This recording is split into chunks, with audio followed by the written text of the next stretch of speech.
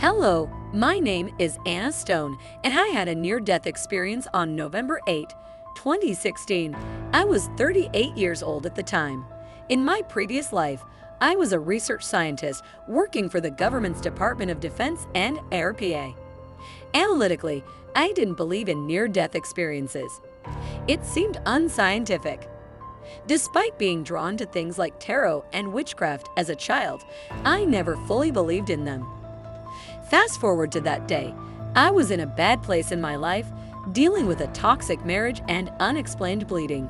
I ended up in the hospital, losing blood rapidly, possibly due to an ectopic pregnancy. Felt a panic and an intense sensation, eventually separating from my body.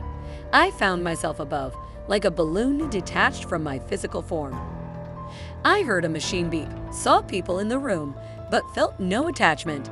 My sarcastic personality remained intact, even outside my body. I overheard comments from medical staff, including a doctor, implying a past drug addiction, which offended me. In a moment of detachment, I checked on my children, my older daughter at university, and my 2-year-old playing with Legos. Following my discharge from the hospital, I grappled with the realization that I wasn't more upset about leaving my children. At that point, I hadn't comprehended that in that alternate state, negative emotions were absent. I hadn't grasped that yet. As I pondered the events, I began to ask questions. Why did this happen?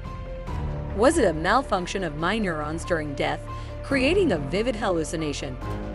Then I entered another place, not on Earth. It was a yellowish-white room without visible walls. I felt a presence everywhere, with no physical form, no eyes, no ears. I had a 360-degree vision. I encountered another person with a physical form. It was me, but slightly different. I received a telepathic message, understanding that I wouldn't stay and would return. I focused on a stream of energy connecting me to my body, experiencing physical pain. Entering a tunnel, it felt like breaking the surface after being held underwater. I gasped for air and returned, leaving everyone in the room breathless. I questioned the medical staff, thinking it was a hallucination. They confirmed my death and revealed it was less than 6 minutes. Despite the short duration, it profoundly impacted my life. The telepathic message evolved into guidance, steering my life in a different direction. Despite the skepticism and confusion, the telepathic message I received lingered in my mind. It wasn't a fleeting thought. It unfolded into a series of messages that guided me, nudging the course of my life in a different direction. These messages, initially a simple, "No, evolved into profound insights, prompting me to reconsider my priorities, values, and relationships. In the aftermath of this extraordinary event, I found myself reevaluating my toxic marriage. The experience had granted me a newfound clarity and strength. I made the challenging decision to end the unhealthy relationship, prioritizing my well-being and that of my children. As weeks turned into months, the impact of my near-death experience reverberated through my life. I delved into self-discovery, exploring spirituality, mindfulness, and a deeper understanding of human connections.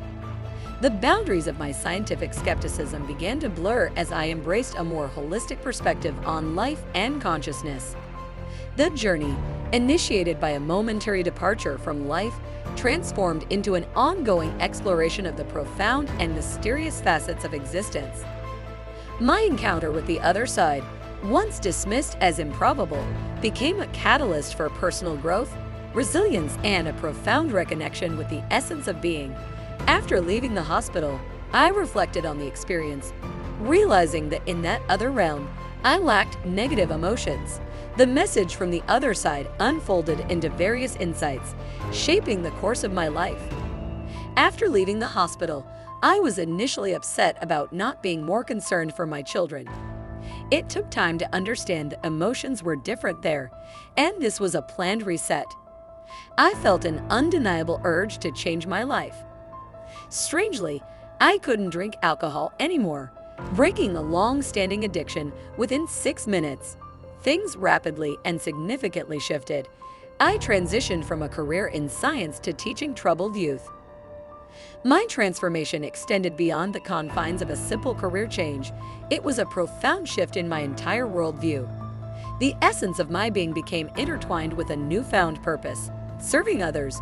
The traumatic events of my past, which had haunted me for so long, became the catalyst for a journey of healing and understanding.